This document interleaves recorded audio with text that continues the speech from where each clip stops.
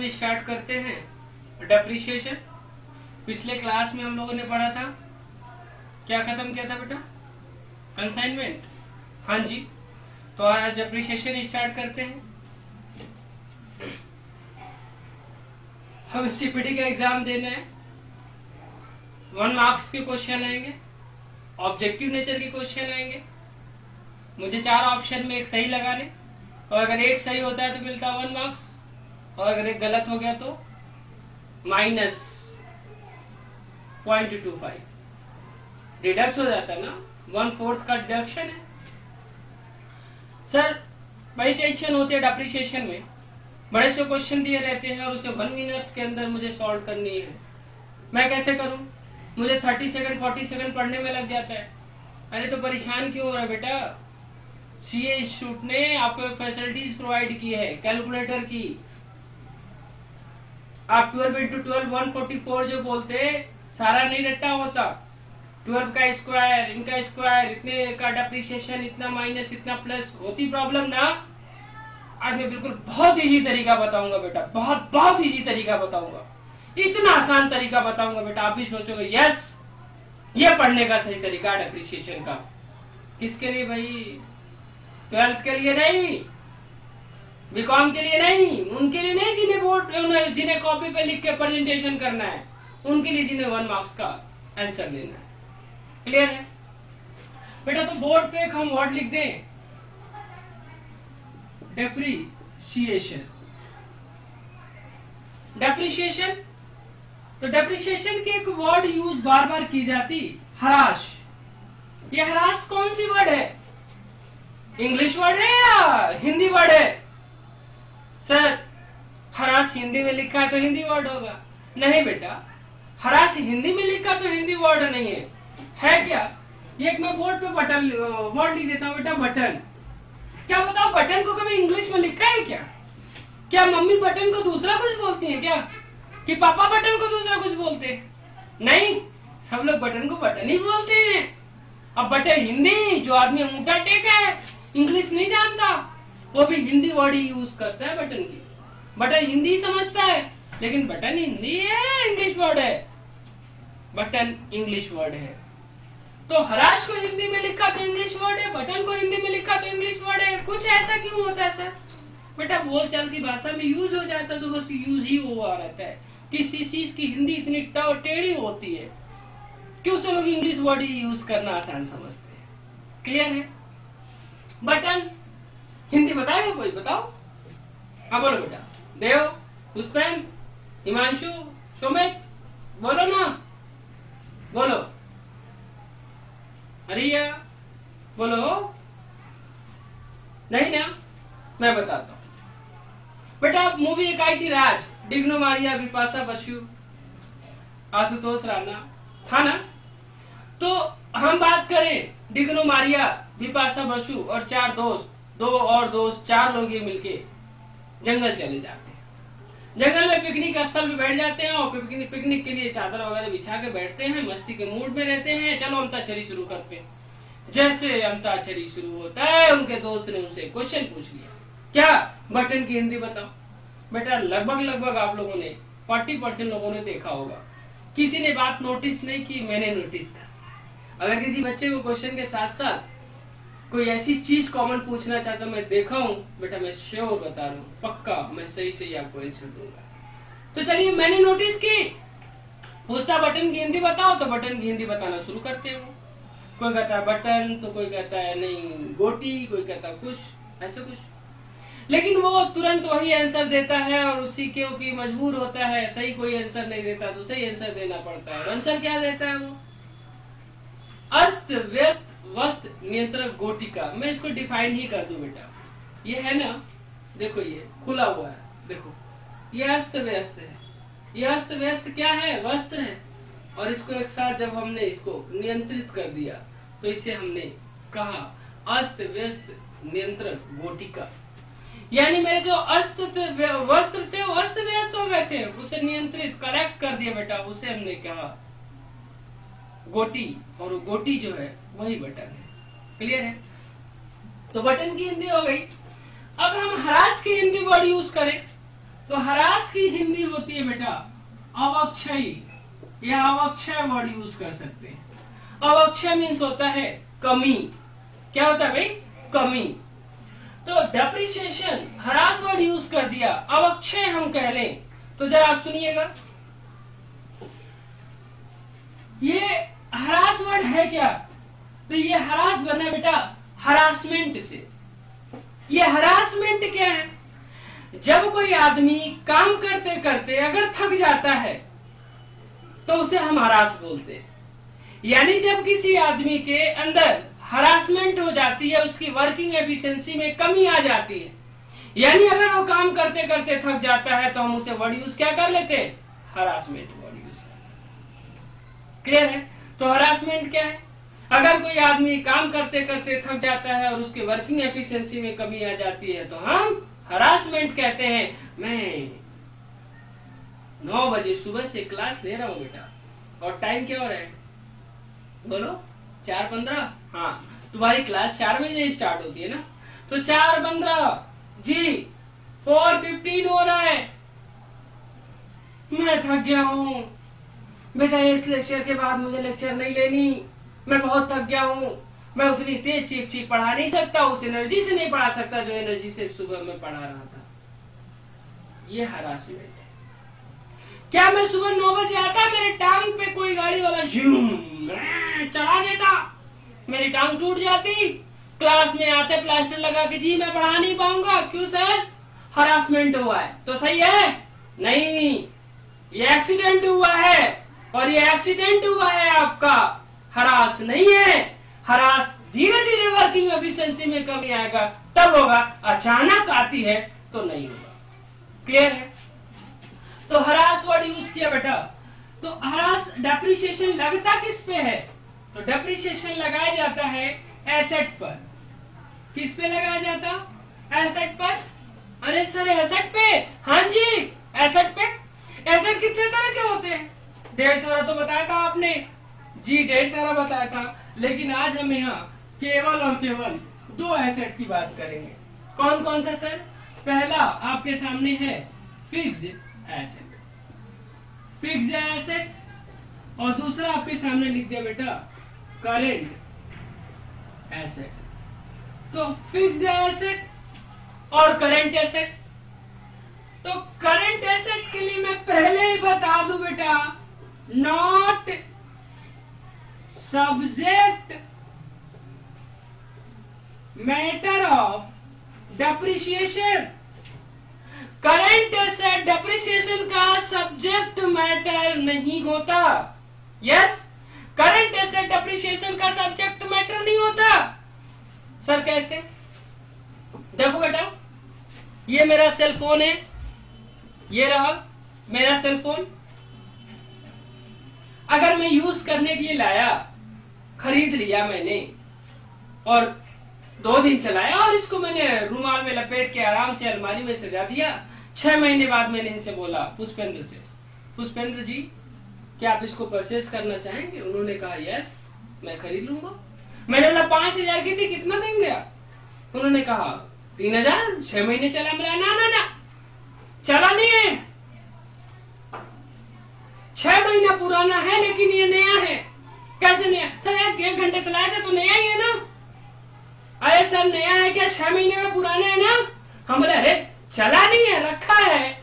मतलब मेरी बात समझिएगा, चला नहीं है, रखा है, नया ही है, बस 1 दिन चला है। नहीं सर, ये आप यूज करने के लिए लाए थे, और जिस दिन लाए थे आपने नाम इसका दे दिया था, परचेज किया था, तो फिक्स एसेट वर्ड यूज कर लिया था, और उस दिन आपके यहाँ एसेट यूज वर्ड हो गया। आप 6 महीने बाद इसे सेल आउट करना चाहते हैं, इसकी वैल्यू गिरेगी ही गिरेगी। अगर यही चीज दुकानदार ले आए और दुकान में 6 महीने रखा रहे, और अगर नहीं सेल आउट होती है तो,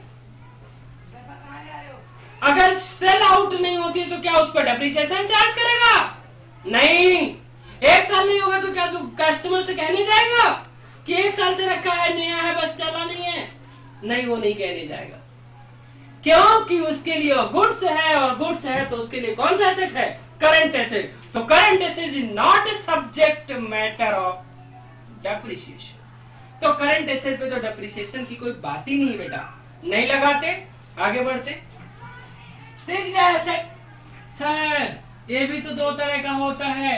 हाँ बेटा, ये भी दो तरह का होता है। टैंजेबल फिक्स्ड एसेट और दूसरा intangible fixed asset.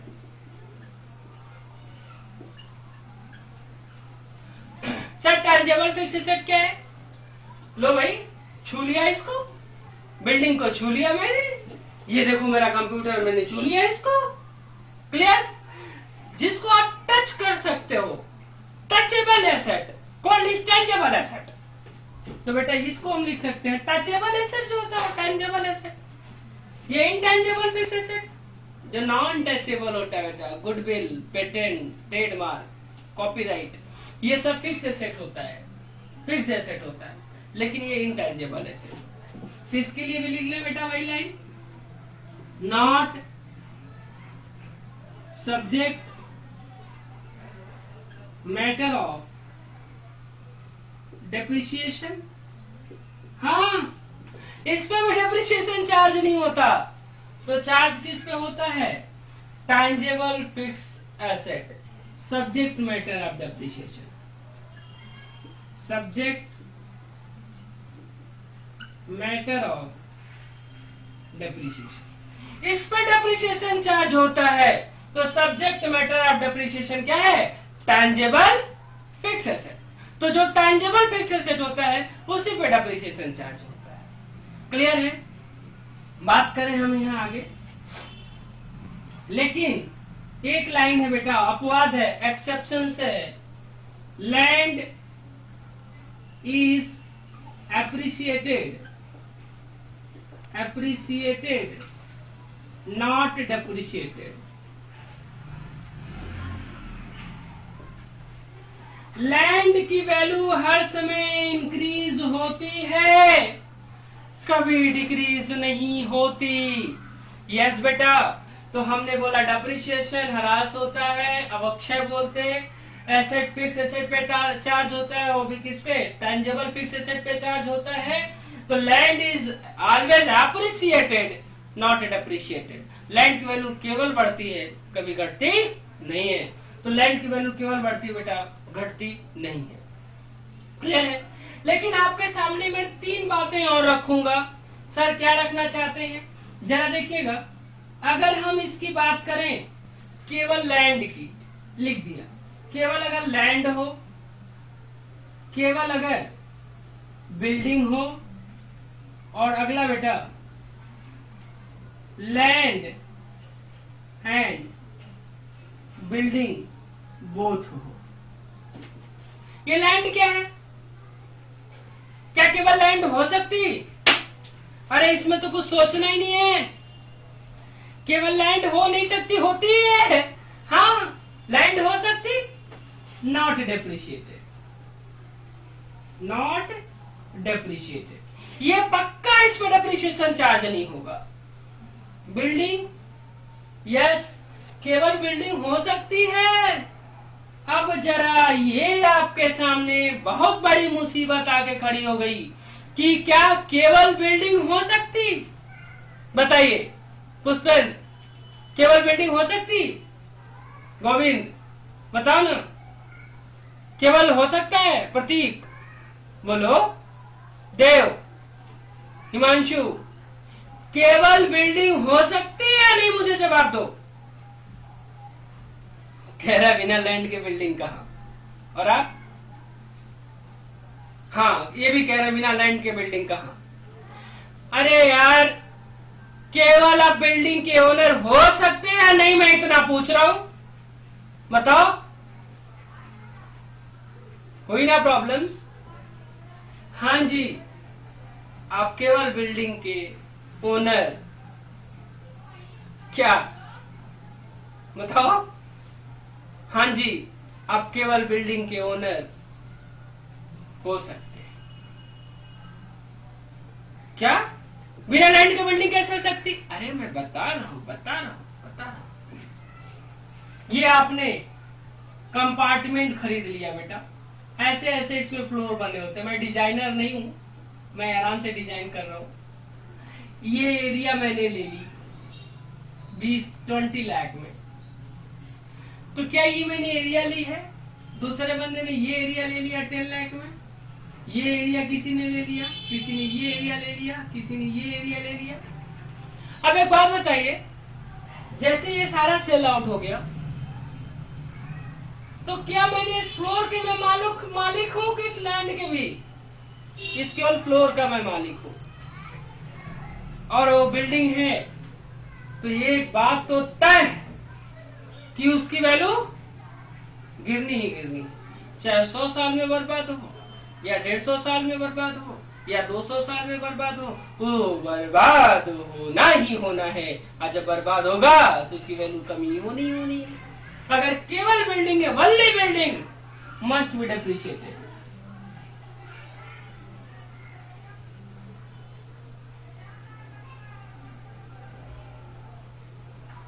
Must be depreciated, depreciation होना तय।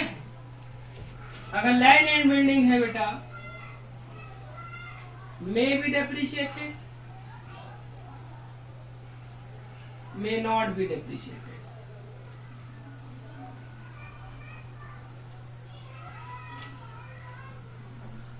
अगर केवल लैंड एंड बिल्डिंग की बात करें बेटा, तो डेप्रिसिएशन चार्ज हो भी सकता है और डेप्रिसिएशन चार्ज नहीं भी हो सकता है। क्लियर है बेटा? कॉपी करो इसको।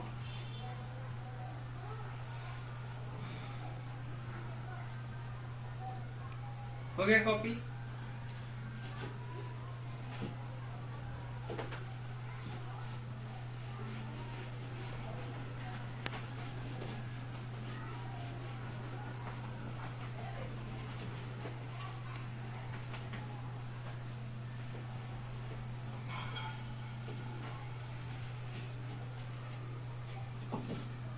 आगे बढ़े तो देख लिया बेटा मैंने किस पे डेप्रिसिएशन चार्ज होती और किस पे नहीं होती। वैल्यू जो डिक्रीज होती है, decrease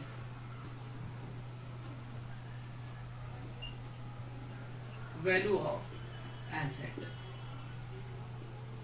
decrease value of asset. तो जो एसेट की वैल्यू डिक्रीज जो होती है बेटा, उसके लिए कुछ कहानियां हैं। पहला डेप्रिसिएशन, अगर वैल्यू डिक्रीज जो होती है किसी की, तो पहला नाम क्या दिया बेटा मैंने? डेप्रिसिएशन। डेप्रिसिएशन किस पे चार्ज होता है? Tangible fixed asset. और दूसरा नाम दिया बेटा डिप्लेशन। डिप्लेशन किस पे चार्ज होता है? Natural resources. जो नेचुरल रिसोर्सेज होते हैं उस पे डिप्लेशन चार्ज होता है। क्लियर ना? डिप्लेशन चार्ज होता है जो होता है नेचुरल रिसोर्सेज। तो डिप्लेशन चार्ज होता है नेचुरल रिसोर्सेज, इसे डिप्लेट कहते हैं। डिप्लेट। तो डिप्लेट है क्या? किसी की वैल्यू धीरे धीरे खत्म होते जाना, या इसी को कहते हैं वेस्टिंग एसेट। क्या कहते हैं भाई? Wasting asset. तो वेस्टिंग एसेट जैसे कोल माइन लिया आपने, ये एरिया का है, इतना निकाल दिया, इतना निकाल दिया, इतना निकाल दिया, इतना निकाल दिया, खत्म होते जाता है ना, तो उसको कहते हैं बेटा हम वेस्टिंग एसेट। तो ये वेस्टिंग एसेट जो हो गया उसे हम कहते हैं डिप्लेशन। क्या कहते हैं भाई? डिप्लेशन। जरा आगे बढ़े, अगली line amortisation.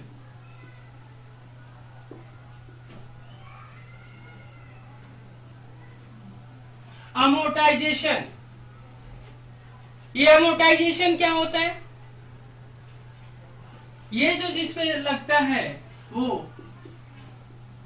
Intangible fixed asset.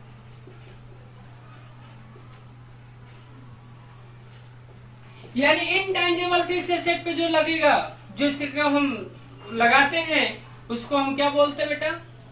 Amortisation. जरा आगे बढ़े। अगली लाइन बेटा जो होता है यूज ऑब्सोलेसेंस। ऑब्सोलेसेंस अगली लाइन वर्ड यूज जो किया बेटा ऑब्सोलेसेंस।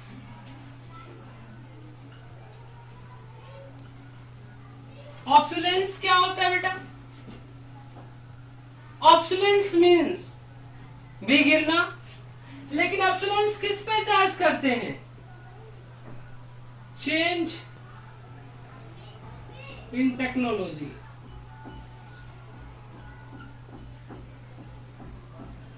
Change in technology. अगर टेक्नोलॉजी चेंज हो जाए इकोनॉमिक इन्वायरमेंट,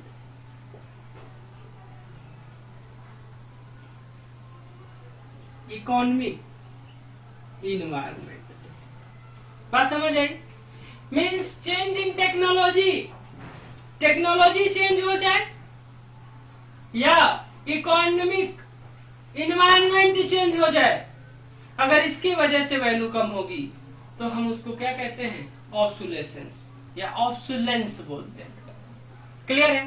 तो हम बात करें डेप्रिसिएशन की तो टेंजिबल फिक्स एसेट, अगर इंटेंजिबल फिक्स एसेट है तब क्या चार्ज होगा? तब अमोर्टाइजेशन चार्ज होगा। अगर कोई नेचुरल रिसोर्सेज है और उसकी वैल्यू कम होती है बेटा तो उसके लिए हम क्या डिप्लेशन वर्ड यूज करते हैं। अगर टेक्नोलॉजी की वजह से या इकोनॉमिक एनवायरनमेंट चेंज होने की वजह से वैल्यू में कमी आई तो उसके लिए हम क्या बोलते हैं बेटा? ऑब्सोलेंस। क्लियर है? कॉपी करो बेटा।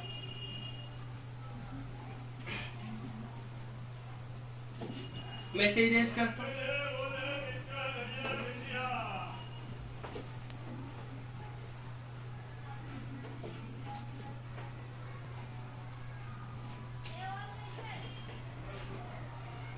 मैं यूज करूं बेटा कॉजेज ऑफ डेप्रिसिएशन। किन किन रीजन से डेप्रिसिएशन हो सकती है बेटा? तो हम उसकी बात कर रहे हैं causes of depreciation.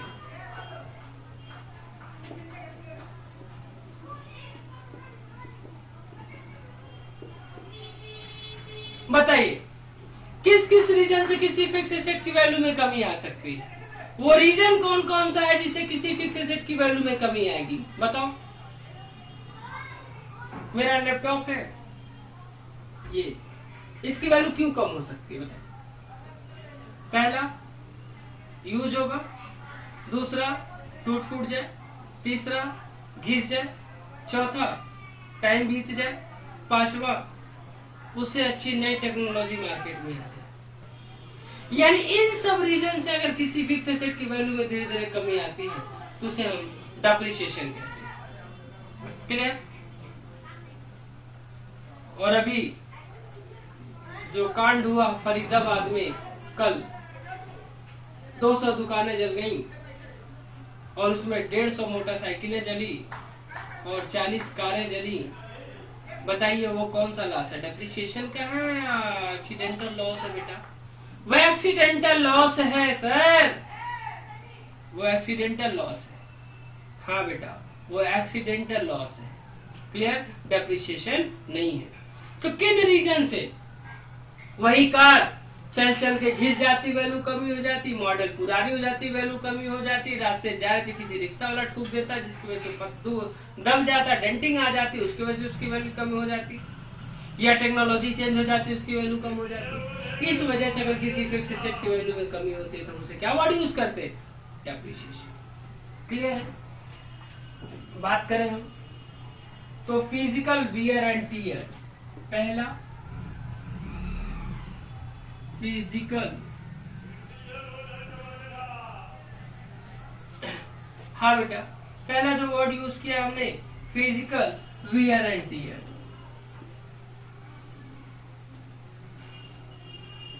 Physical wear and tear, तो फिजिकल वियर एंड टियर का मतलब क्या है?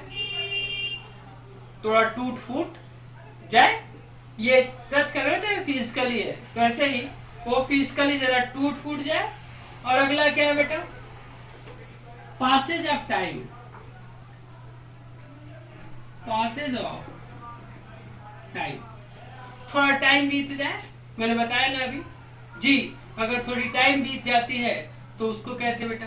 तो हमने वर्ड यूज किया कॉजेज ऑफ डेप्रिसिएशन में, पहला फिजिकल वियर एंड टियर और दूसरा पासेज ऑफ टाइम, टाइम बीत जाए जिसकी रीजन से बेटा हम डेप्रिसिएशन चार्ज करते हैं। और अगला बेटा लिख सकते हैं हम चेंज इन इकोनॉमिक इन्वायरमेंट। हाँ, इकोनॉमिक इन्वायरमेंट चेंज हो जाए तो अगर इकोनॉमिक इन्वायरमेंट भी चेंज हो जाता है तो हम उसकी वैल्यू में कमी आती नहीं आती। पैसा ज्यादा हो गया तो नोकिया 1600 क्यों खरीदेंगे, नोकिया 3310 क्यों खरीदेंगे, हम एंड्रॉइड खरीदेंगे ना। एक काम करो, सादा मोबाइल का फोन लेके जाओ मार्केट बेचने के लिए, 400 500 600 वैल्यू लगेगी। क्यों, एंड्रॉइड का जमाना है। 2-2.5 में मुझे एंड्रॉइड मिल जाएगा, मैं वो नोकिया सादा लेके क्या करूंगा, मैं वो सैमसंग सादा लेके क्या करूंगा जब मुझे थोड़े पैसे में कुछ ज्यादा मिलने वाला है। तो क्लियर। तो इकोनॉमिक एनवायरनमेंट चेंज हो जाए बेटा। और अब बात करें तो last expression of legal, expression of legal rights. अगर लीगल कानूनी तौर पे बेटा, जैसे हम अपनी फिनेंशियल पोजीशन मार्केट में दिखाते हैं कि नहीं दिखाते हैं, दिखाते हैं ना। तो जी हम फिनेंशियल पोजीशन मार्केट में दिखाते हैं तो रूल से ही होती है कि अपनी एसेट की वैल्यू सही दिखाओ। और लीगल रिक्वायरमेंट का मतलब बेटा हो गया, मुझे अगर सही नहीं दिखाएंगे तो टैक्स वाला छापा मारेगा तो रोएंगे बैठ के, क्यों रो रहे हो भैया, क्योंकि मेरा डेप्रिसिएशन नहीं दिखाई थी और मेरे फिक्स एसेट की वैल्यू ज्यादा है, और अगर मेरे फिक्स एसेट की वैल्यू ज्यादा है तो मुझे डेप्रिसिएशन ज्यादा लेना पड़ेगा। तो बेटा मैंने बात किया कॉजेज ऑफ डेप्रिसिएशन क्या क्या हो सकता है। ये बोर्ड पे मैंने केवल 4 लिख दिया, लेकिन मैंने आपको कई बताया। क्या क्या बेटा, लैपटॉप की वैल्यू क्यों कम हो सकती, वो घिस जाए, थोड़ा टूट फूट जाए, मार्केट में उससे अच्छा टेक्नोलॉजी आ जाए, टाइम बीत गया, पुराना हो गया। बात समझ आई। इन सब रीजन से अगर किसी फिक्स एसेट की वैल्यू में कमी आती है तो हम उसे क्या बोलते हैं, डेप्रिसिएशन। क्लियर है। तो बेटा कॉजेज ऑफ डेप्रिसिएशन है, कॉपी कर हटाए।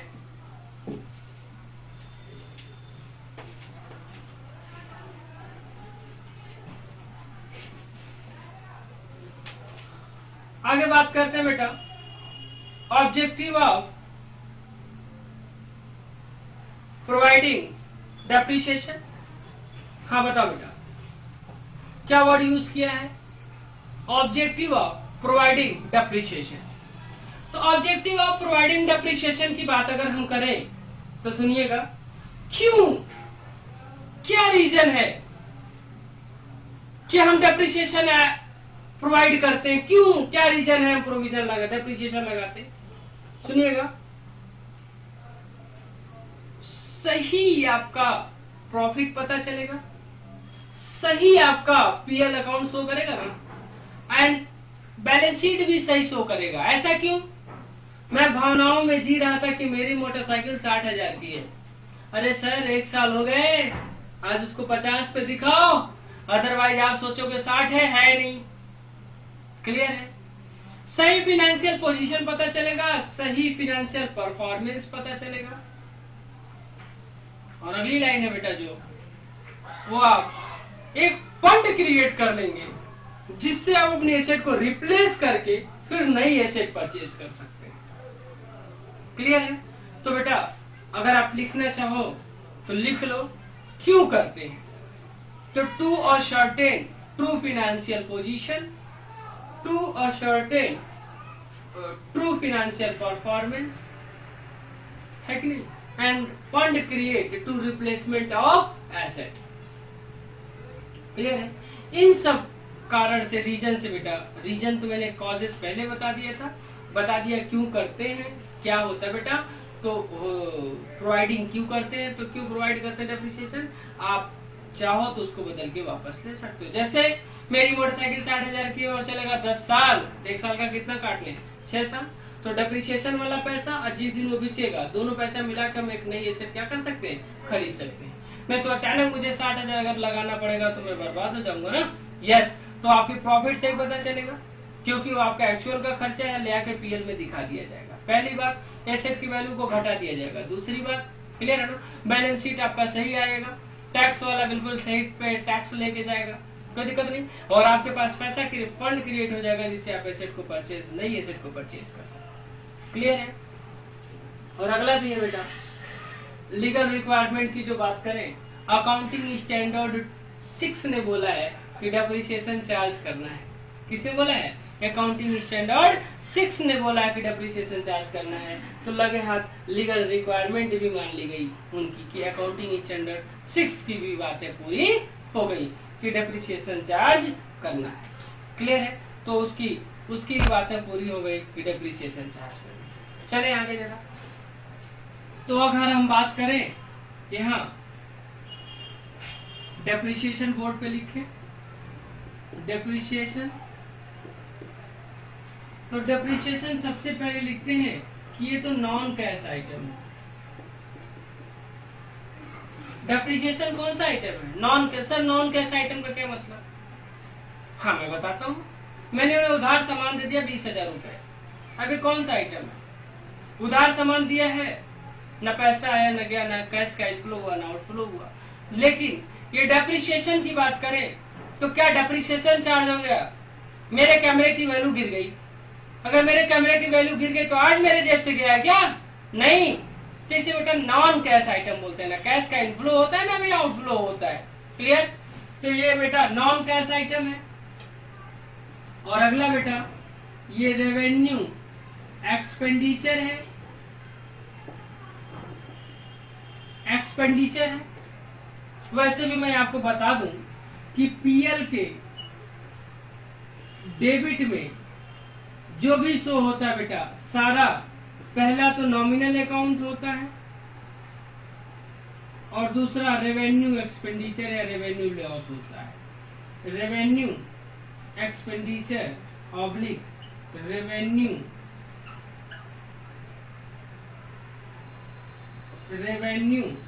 लॉस होता है। क्लियर है। यानी पीएल के डेबिट में जितना भी आइटम जाता है, नॉमिनल अकाउंट होता है, रेवेन्यू एक्सपेंडिचर और रेवेन्यू लॉस होता है। क्लियर है। और पीएल के जो भी क्रेडिट में जाता है उसके लिए भी बेटा नॉमिनल अकाउंट होता है और रेवेन्यू इनकम और रेवेन्यू गेन होता है। क्लियर है। तो बेटा यहाँ हम रेवेन्यू एक्सपेंडिचर वर्ड यूज किया डेप्रिसिएशन में। तो डेप्रिसिएशन कहाँ शो ऑफ होता है? पीएल के डेबिट में। जरा आगे बात करें, ये डेबिट बैलेंस होता है। हाँ पीएल के डेबिट में जाएगा तो डेबिट ही बैलेंस होगा। अच्छा, डेप्रिसिएशन चार्ज कब से चार्ज करना शुरू करते हैं किसी एसेट पर? Put to use. जिस दिन से एसेट को आप यूज करना शुरू करते हैं उस दिन से डेप्रिसिएशन चार्ज करना शुरू कर लेते हैं। क्लियर है। डेप्रिसिएशन के लिए कहाँ बताया गया? तो डेप्रिसिएशन के लिए बताया गया AS 6 अकाउंटिंग स्टैंडर्ड 6। तो अकाउंटिंग स्टैंडर्ड 6 में बताया गया कि डेप्रिसिएशन चार्ज किया जाएगा। तो बेटा depreciation non cash item, revenue expenditure, debit balance और चार्ज जो किया जाएगा बेटा put to use and AS 6 में ये बात मेंशन की गई। कहा बताया गया? AS 6 में। तो पीएल के डेबिट में नॉमिनल अकाउंट होता है, रेवेन्यू एक्सपेंडिचर, रेवेन्यू लॉस होता है और क्रेडिट में बेटा नॉमिनल अकाउंट, रेवेन्यू इनकम और रेवेन्यू गेन होता है। तो बेटा मैंने बताई आपको ये डेप्रिसिएशन के लिए 2-3 लाइनें। क्लियर है बेटा? कॉपी करिए।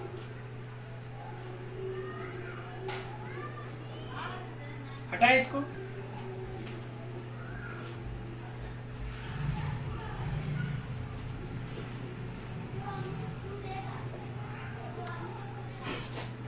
आगे हम बात करें, बिल्कुल ध्यान से सुनिएगा।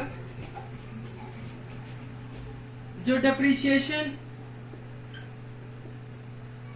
के लिए बताया गया वो अकाउंटिंग स्टैंडर्ड 6 में बताया गया, और अकाउंटिंग स्टैंडर्ड केवल 2 मेथड को प्रीफर करता है। Method preferred by accounting standard 6, तो केवल 2 मेथड को, कौन कौन सा मेथड है? ये है पहला SLM, टेंशन मत लीजिएगा, SLM क्या है मैं बताऊंगा। SLM क्या है? Straight line method. और अगला बेटा WDV, written down value method. तो SLM मेथड और रिटेन डाउन वैल्यू मेथड। जरा आगे बात करें बेटा। लेकिन सर मेथड डेप्रिसिएशन के टोटल होते कितने हैं? डेप्रिसिएशन के मेथड होते कितने हैं? तो इसके मेथड है, पहला आपको सामने नजर आ रहा है SLM, दूसरा WDV, और तीसरा सम ऑफ ईयर डिजिट मेथड। अगला बेटा एनुटी मेथड। अच्छा, और अगला बात करते हैं हम, पहला SLM method, WDV method, sum of year digit method और एनुटी मेथड। और अगला बात करते बेटा मशीनरी पर R मेथड। अगला बात किया हमने मशीनरी पर R method, and next production basis method. Production basis method. Clear है बेटा? यानी इतने मेथड का स्टडिंग हमें करना है CPT कोर्स में, CA CPT कोर्स में। तो AS2 ने इन दोनों मेथड को प्रिफर किया, SLM और WDV, लेकिन हमें जो सारे मेथड्स को पढ़ना है वो कौन सा है? Method SLM, WDV, sum of year digit method, annuity method, machinery पर R मेथड, और अगले मेथड की जो बात करें बेटा क्या? Production basis method. तो इस प्रोडक्शन बेसिस मेथड को हमें पढ़ना है। क्लियर है? अभी तक यहाँ तक कोई दिक्कत? अरे सर कुछ बताए नहीं तो दिक्कत कहाँ से होगी? बिल्कुल बेटा, अभी तक मैं कुछ नहीं बताया हूँ, अब मैं बताने जा रहा हूँ इस मेथड को न्यूमेरिकली। क्लियर?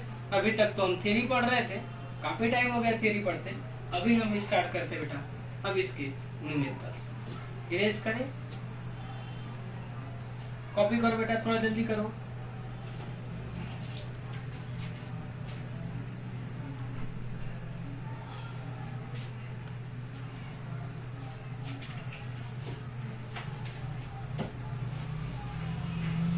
इरेज करते हैं इसको।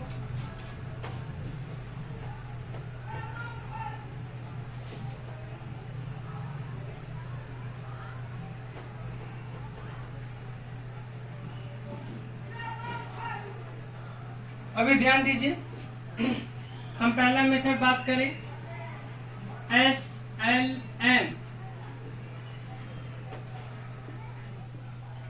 स्टेट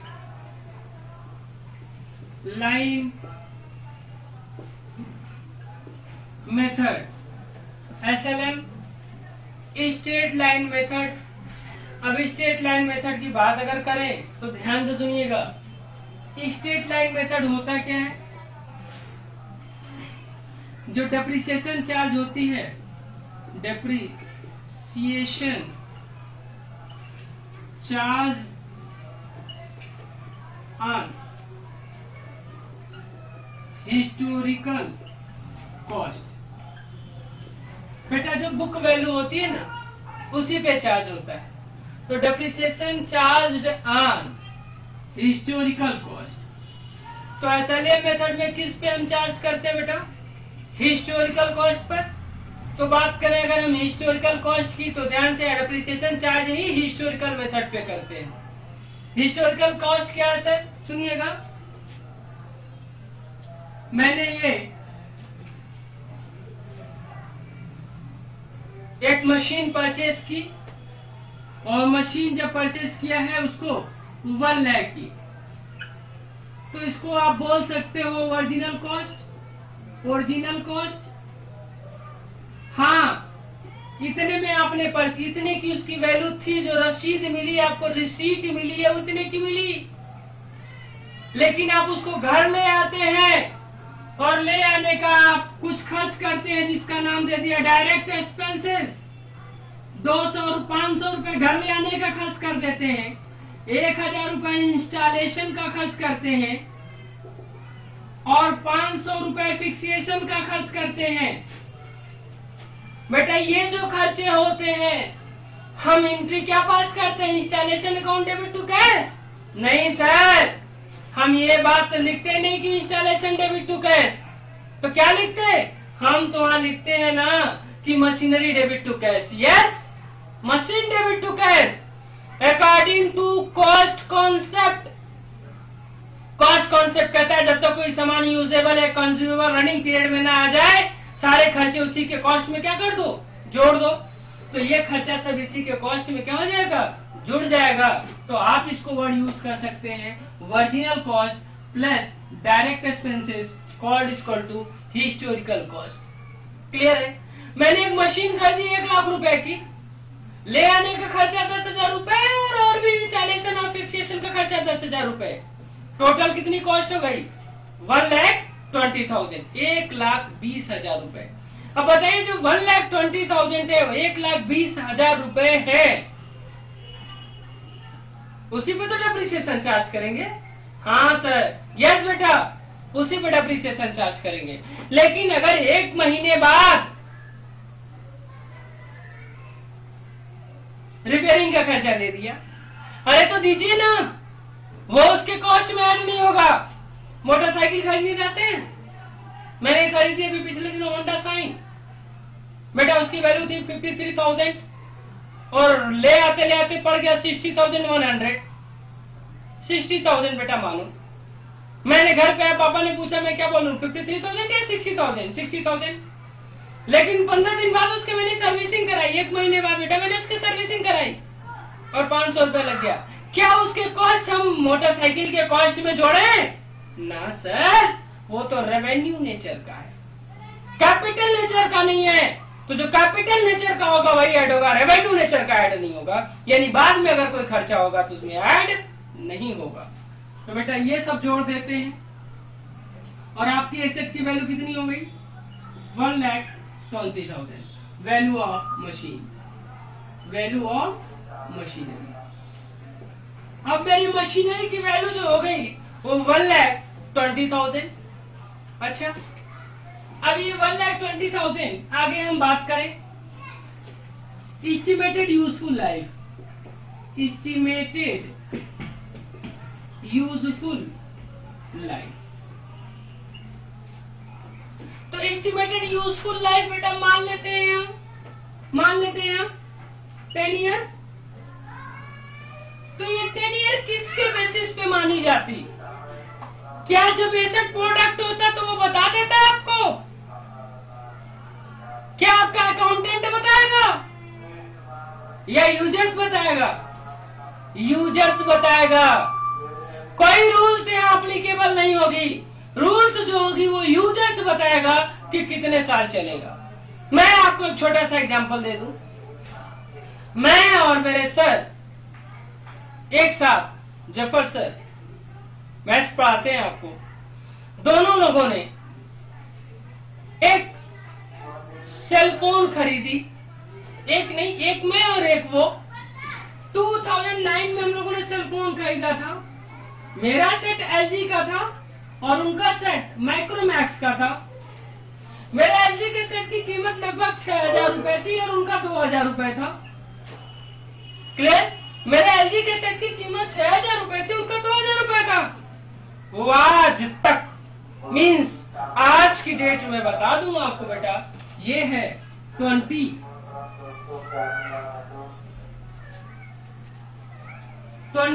अक्टूबर 2014, ये आज का डेट है बेटा। और आज के डेट तक मेरे सर जी ने जो मेरे साथ सेल फोन खरीदे थे मेरे दोस्त हैं वो, सीनियर है हमसे। जो दोस्त ने मैंने एक साथ जो सेलफोन खरीदी, ये आज तक अपने सेलफोन को रखे हैं और आज तक चला रहे हैं। तो इनकी डेप्रिसिएशन बेटा जानते हैं, रुमाल निकालते हैं जेब से, रुमाल में जेब में चला रहे हैं। 2000 के से कहाँ तक चले, 1 रुपया नहीं लगा उस पे, ना बैटरी का खर्चा, ना चार्जर का खर्चा, ना कुछ नहीं लगा, क्योंकि उन्होंने बड़ी आराम से उसे सेट को चलाया है। जरा मैं बताऊं तो ये 20 अक्टूबर 2014 अब जाके उनका सेट खराब हुआ है। बात समझ आई? कल परसों नरसों में खराब हुआ है, मैं ही सेट दिलवाया हूँ। तो अभी इनका इतना दिन चला और मेरा 1 साल कुछ महीने बाद बर्बाद हो गया। तो बताइए, हम डेप्रिसिएशन अपने हिसाब से करेंगे। मैं सेलफोन खरीद के लाऊंगा, मैं समझूंगा 6 महीने बाद बर्बाद, और वो लाएंगे तो 5 साल बाद बर्बाद। तो क्या एक ही एसेट को, मान लीजिए मैं लैपटॉप खरीदा और सफर सर लैपटॉप खरीदे, मैंने लैपटॉप खरीदा डेल का i5 और उन्होंने भी खरीदा डेल का i5 और दोनों लोगों ने एक साथ खरीदा। हम 5 साल चला, हम उसको 5 साल पे डेप्रिशिएट करें, जफर सर 15 साल के लिए डेप्रिशिएट करें, क्या ये सही हो सकता है या गलत हो जाएगा?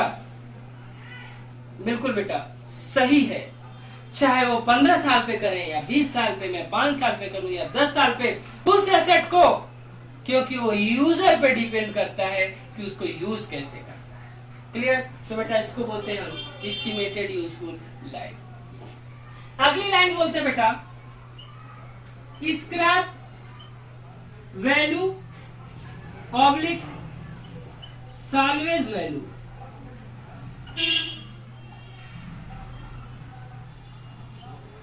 Scrap value oblique salvage value, ये स्क्रैप वैल्यू या साल्वेज वैल्यू है क्या? सुनिए बेटा, जब कोई सामान, अगर मेरी मोटरसाइकिल है 10 साल बाद बर्बाद हो जाएगी तो क्या ले आके नदी में हम उसको विसर्जन कर देंगे? नहीं सर, कहीं तो बिक जाएगी। कोई नहीं खरीदा तो कबाड़ी वाला तो ले ही जाएगा तौल के और 7 से 8 हजार रुपए आपको दे देगा। 10,000 मान ले बेटा, 10,000, तो ये क्या है? Scrap value. क्या भाई? Scrap value. जरा देखते हैं, तो यहाँ हमने दे दिया एस्टिमेटेड यूजफुल लाइफ 10 ईयर और स्क्रैप वैल्यू या साल्वेज वैल्यू का कितना निकाल लेते हैं। मान लीजिए बेटा इसी एसेट की कितना मान लिया मैंने? 10,000। जरा हम डेप्रिसिएशन चार्ज करें। डेप्रिसिएशन तो कैसे चार्ज करेंगे? सुनिएगा, आपको कितने की व्यवस्था करनी? 1,20,000 की। हाँ सर, 1,20,000 की। लेकिन अगर इंड में भी आपके पास कितना बच जाएगा? 10,000। और ये कितने दिन चलेगा? 10 ईयर। यानी 1 साल में आप कितने का अरेंज करना चाहेंगे? तो मैं करना चाहूंगा 1,10,000 डिवाइड बाई 10 इक्वल टू 11,000। यानी 1 साल में जो मुझे व्यवस्था करने की जरूरत पड़ेगी वो कितने की पड़ेगी? 11,000 की। यानी डेप्रिसिएशन जो एनुअल लगेगा वो कितना लगेगा? 11,000। फर्स्ट ईयर कितना? 11। सेकेंड ईयर कितना? 11। थर्ड ईयर कितना? 11। अगर आप ये 10 ईयर करते हैं तो कितना हो जाएगा? 1,10,000। और स्क्रैप वैल्यू कितनी है? 10। वो स्क्रैप वैल्यू ले आके जोड़ देंगे तो 10 वो भी जुटेगा तो हो जाएगा 1,20,000। यानी जितने की एसेट थी उतना आपने उसको कवर कर लिया है। क्लियर? आगे बढ़ते, तो इसका फार्मूला तो लिख दीजिए सर। चलो बेटा आप बना सकते हो, बट मैं लिख भी दूं। Cost of asset, cost of assets minus scrap value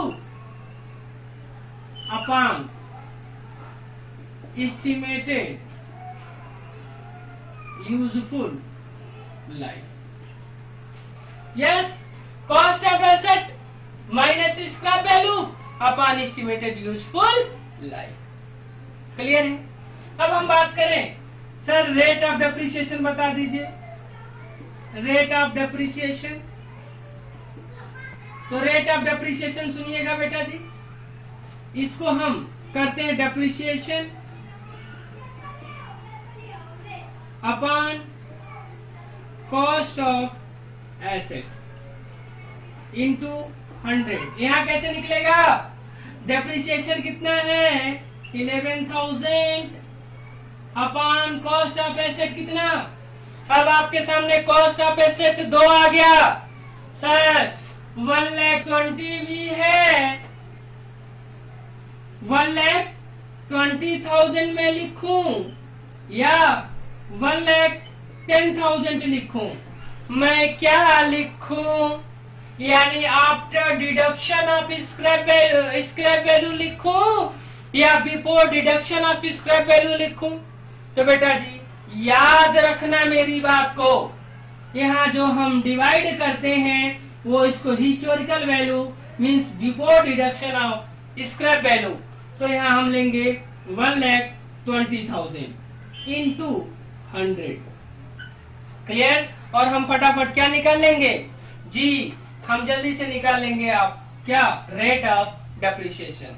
तो रेट ऑफ डेप्रिसिएशन निकालो बेटा, कितना हो गया 11,000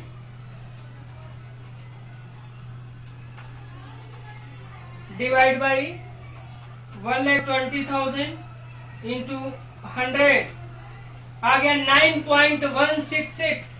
तो ये आता है बेटा 9.1666, ये आ रहा है बेटा, यानी डेप्रिसिएशन रेट ये हो गया। सर ये डेप्रिसिएशन रेट निकालने का क्या मतलब, सुनिएगा। आप डायरेक्ट 1,20,000 का निकाल लीजिए 9.166 9.16666%, तो निकाल लीजिए ना 1,20,000 इंटू 9.1666%। देखो बेटा आ गया ये 11,000, कितना आ गया 11,000।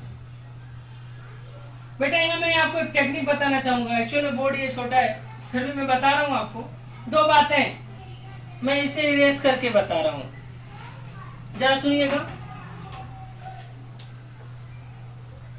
इसका जो परसेंटेज आया वो 9.166। अगर आपको सही आंसर लेना है 1,20,000 का तो ऐसे निकालिए 1,20,000 इंटू 9.16। बच्चा लोग ऐसे कर देंगे या ऐसे करिए, दूसरा ऑप्शन 1,20,000 इंटू 9.17, या तीसरा ऑप्शन है बेटा 1,20,000 इंटू 9.16। कैलकुलेटर में जितनी स्पेस है सब भर डालो। अब देखो किससे क्या आ रहा है बेटा, एनालिसिस कर लो। ये 1,20,000 इंटू 9.16, इससे जो आया बेटा वो आया 10,99200।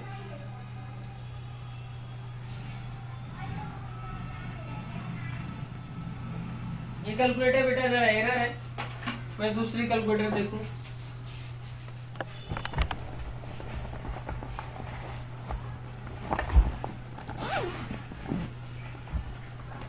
हाँ बेटा ये कैलकुलेटर जरा खराब था, मैं दूसरी कैलकुलेटर लाया और लिखूं 1,20,000 इंटू 9.16, तो आ गया ये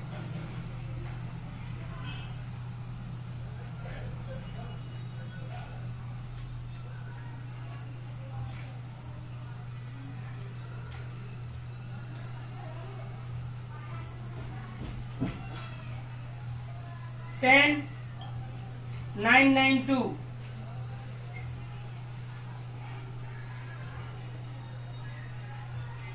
हाँ बेटा इतना आया। जरा उनकी बात करें 1,20,000 इंटू 9.17%, तो ये इतना आ रहा है।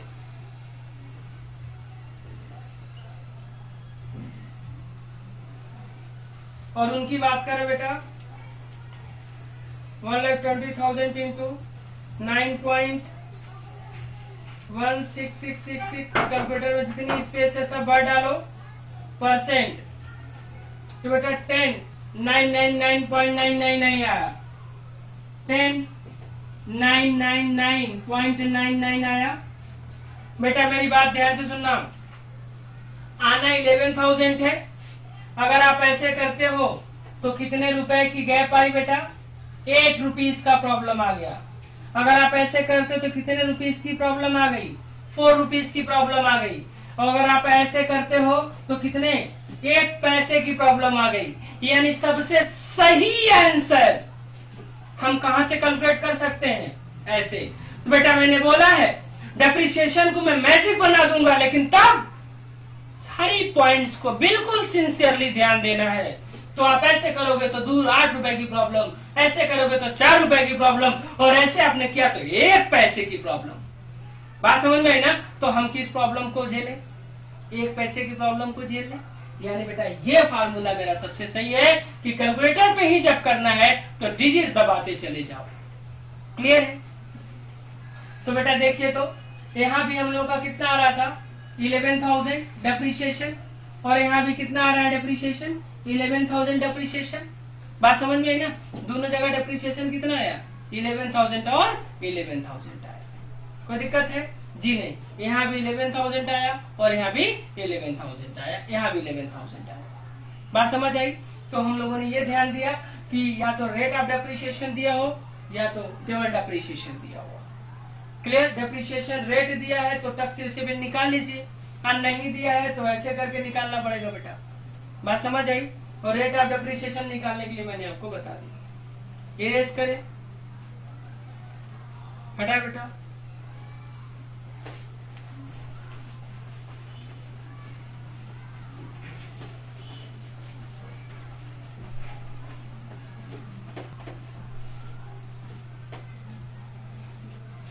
मैं आगे बढ़ूं, देखिए जरा।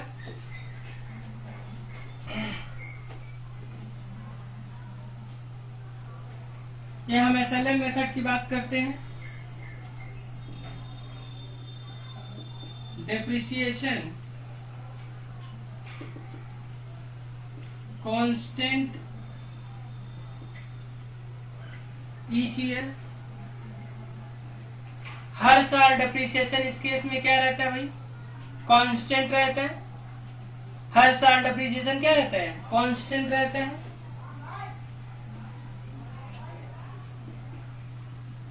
This method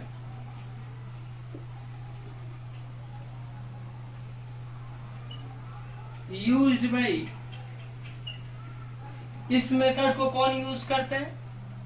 this method used by businessman.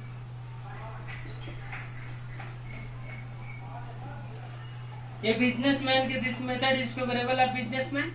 Businessman के फेवरेबल होता है बेटा।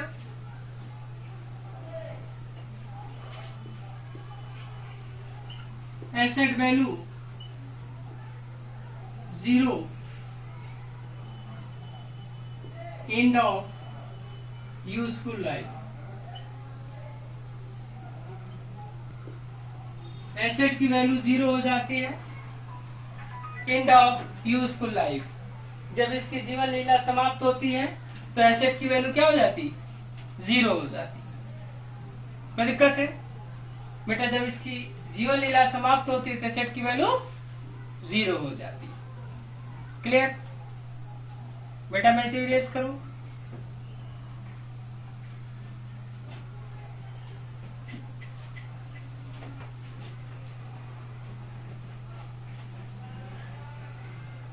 अब हम बात करते हैं आपके सामने एक ही क्वेश्चन को दो जगह, दो तरह से। देखिए इधर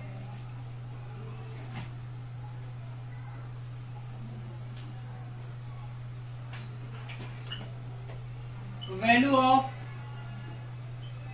एसेट्स रुपीज, सिंपल मान ले बेटा 1 लाख। स्क्रैप वैल्यू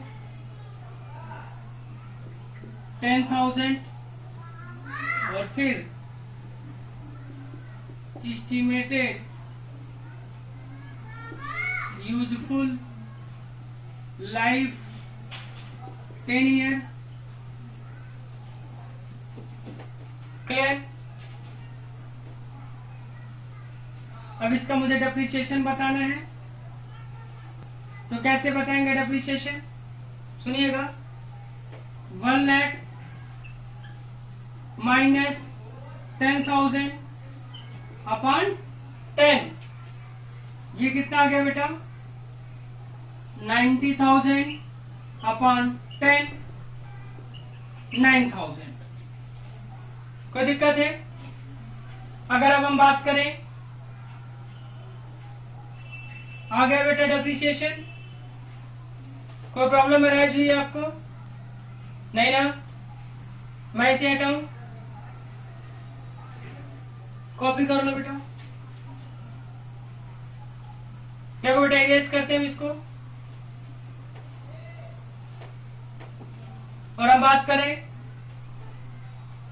अगर हम यहां ये लाइन इरेज कर दें और लिख दें depreciation at the rate of 9% per annum. Depreciation rate क्या लिख दें? 9 नहीं बेटा, काहे तकलीफ ले रहे हो, हम 10% पर एनम लिख देते हैं। डेप्रिसिएशन का रेट कितना है? 10% पर एनम। डेप्रिसिएशन निकालिए, 1 लाख हो गई ना टेंशन? कह रहे हैं ना आप? हाँ पुष्पेंद्र, क्या कह रहे थे? दीपक, देव, हिमांशु, देखिए हिमांशु जी क्या कह रहे हैं? हाँ sir, 1 lakh minus 10,000 divide by 1 lakh minus 10,000 into 10%। ना बेटा जी ना, आराम से समझो मेरी बात को। ये 1 लाख जो लिखा है ना, इसी का डायरेक्ट हम 10% निकाल लेंगे, 10,000। ये हो गया बेटा खत्म डेप्रिसिएशन। मीन्स अगर एसेट की लाइफ दी है बेटा जी और डेप्रिसिएशन रेट नहीं दिया है, अगर डेप्रिसिएशन रेट नहीं दिया है तो हम क्या करें? सुनिएगा, तो जैसे निकाला था निकालेंगे, और अगर डेप्रिसिएशन रेट दिया है तब क्या करेंगे? डेप्रिसिएशन रेट दिया है तो बेटा जो उसकी हिस्टोरिकल कॉस्ट है उसी का हम 10/100 करेंगे, यानी जितना रेट है बेटा इजी वे में निकालेंगे। इस बात को कभी भूलना मत, अदरवाइज होगी आपके साथ प्रॉब्लम, है ना बेटा? मैं इरेज करूं इसको।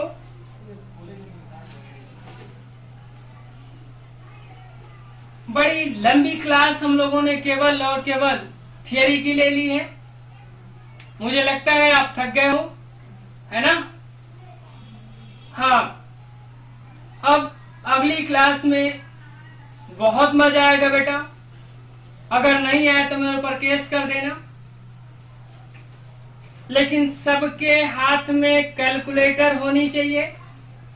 और ये अगली क्लास मैं एक्स्ट्रा लूंगा आपसे, और बस ये आज ही होगा बेटा। बात समझ आई? केवल आपको 20 मिनट के ब्रेक मिलते हैं, मैं फिर वापस क्लास में आ रहा हूं। और ये कैलकुलेटर सबके हाथ में होने चाहिए। क्लियर है? हो तो ठीक है, नहीं हो तो व्यवस्था कर लो ना, काहे टेंशन में हो बेटा। मैं अभी इस लेक्चर के लिए थैंक यू, फिर मैं वापस आ रहा हूं after 20 minutes. Okay, thank you बेटा।